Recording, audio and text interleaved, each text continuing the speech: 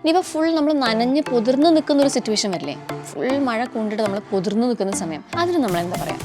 ഈ June July മാസം എന്ന് പറയുമ്പോൾ നമ്മുടെ മനസ്സിൽ ആദ്യം വരുന്ന കാര്യം എന്താ? മഴ അല്ലേ? സോ ഇന്നത്തെ വീഡിയോ എന്ന് പറഞ്ഞാൽ കുറച്ച് മഴ റിലേറ്റഡ് ആയിട്ടുള്ള വേർഡ്സും കുറച്ച് സെൻറ്റൻസസും. അപ്പോൾ നമുക്ക് ആദ്യത്തെ നോക്കാം. ഇപ്പം മഴ ചെറുതായിട്ട് പെയ്യാണ്, ലൈറ്റായിട്ട്. നമ്മുടെ നാട്ടിൽ നമ്മൾ മഴ പാറുക അല്ലെങ്കിൽ മഴ ചാറുക അല്ലെങ്കിൽ മഴ പൊടിയുക എന്നൊക്കെ പറയും. അതിന് നമ്മൾ ഇംഗ്ലീഷിൽ എന്താ പറയുക? അതിന് നമ്മൾ പറയുന്ന വേർഡ് എന്ന് പറഞ്ഞാൽ ഡ്രിസിലാണ്. ഇപ്പോൾ സെൻറ്റൻസ് ആക്കിയിട്ട് പറയുകയാണെങ്കിൽ ഇറ്റ് സ്റ്റാർട്ടഡ് ടു ഡ്രിസിൽ എന്ന് പറയാം. അതായത് ചെറുതായിട്ട് മഴ പൊടിയാൻ തുടങ്ങിയിട്ടുണ്ട്. ഇനിയിപ്പോൾ നല്ല ശക്തമായ മഴയാണെങ്കിൽ നമ്മൾ എന്താ പറയുക? ഇറ്റ്സ് പോറിങ് എന്ന് പറയാം. ഇനിയിപ്പോൾ സെൻറ്റൻസ് ആണ് പറയുന്നതെങ്കിൽ ഇറ്റ്സ് റെയിനിങ് ഹെവിലി അല്ലെങ്കിൽ ഇറ്റ്സ് പോറിങ് അല്ലെങ്കിൽ ഇറ്റ്സ് റെയിനിങ് ഹാർഡ് എന്ന് വേണമെങ്കിൽ പറയാം. അതായത് ശക്തമായിട്ട് മഴ പെയ്യുന്നതാണെങ്കിൽ. ഇപ്പോൾ ചിലരുടെ മനസ്സിൽ വന്നിട്ടുണ്ടാവും it's raining cats and dogs എന്ന്. പക്ഷേ അത് ഔട്ട്ഡേറ്റഡ് ആണ്, സോ അത് യൂസ് ചെയ്യേണ്ട. Instead you can say it's pouring അല്ലെങ്കിൽ ഇറ്റ്സ് റെയിനിങ് ഹാർഡ് അല്ലെങ്കിൽ ഇറ്റ്സ് റെയിനിങ് ഹെവിലി എന്ന് പറയാം.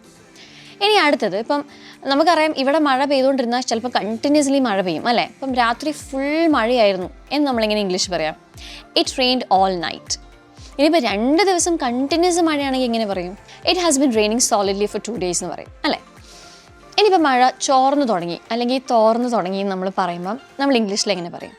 The rain has started easing of എന്ന് പറയും. ഇനിയിപ്പോൾ മഴ തോർന്നു അല്ലെങ്കിൽ മഴ ചോർന്നു അല്ലെങ്കിൽ മഴ നിന്നു, അത് നമ്മളെങ്ങനെ പറയും? ദ റെയിൻ ഈസ്ഡ് ഓഫ് എന്ന് വേണമെങ്കിൽ പറയാം. ഇനിയിപ്പോൾ ലാസ്റ്റ് നമ്മൾ ഈ മഴയൊക്കെ പെയ്തു, ഈ മഴയൊക്കെ നമ്മൾ കൊണ്ടു കഴിഞ്ഞാൽ നമ്മൾ നനയുമല്ലോ അല്ലേ? അതിന് നമ്മൾ എന്താ പറയുക? I got drenched in the rain എന്ന് പറയാം. ഞാൻ മഴ നനഞ്ഞു എന്ന് ആണ് അതിൻ്റെ അർത്ഥം. ഇനിയിപ്പോൾ ഫുൾ നമ്മൾ നനഞ്ഞ് പൊതിർന്ന് നിൽക്കുന്ന ഒരു സിറ്റുവേഷൻ വരില്ലേ, ഫുൾ മഴ കൊണ്ടിട്ട് നമ്മൾ പൊതിർന്ന് നിൽക്കുന്ന സമയം, അത് നമ്മൾ പറയുകയാണ് ഐ എം സോക്ഡ് എന്ന് വേണമെങ്കിൽ പറയാം.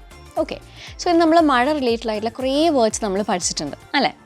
സോ ഇതുപോലെയുള്ള ഒരുപാട് കാര്യങ്ങൾ നിങ്ങൾ പഠിക്കാൻ ആഗ്രഹിക്കുന്നുണ്ടെങ്കിൽ ഇംഗ്ലീഷ് ഹൗസിൻ്റെ ഓൺലൈൻ സ്പോക്കൺ ഇംഗ്ലീഷ് കോഴ്സിൽ ജോയിൻ ചെയ്യാൻ വേണ്ടിയിട്ട് ഡിസ്ക്രിപ്ഷനിൽ കൊടുത്തിരിക്കുന്ന ലിങ്കിൽ ക്ലിക്ക് ചെയ്യുക. Thank you. English House.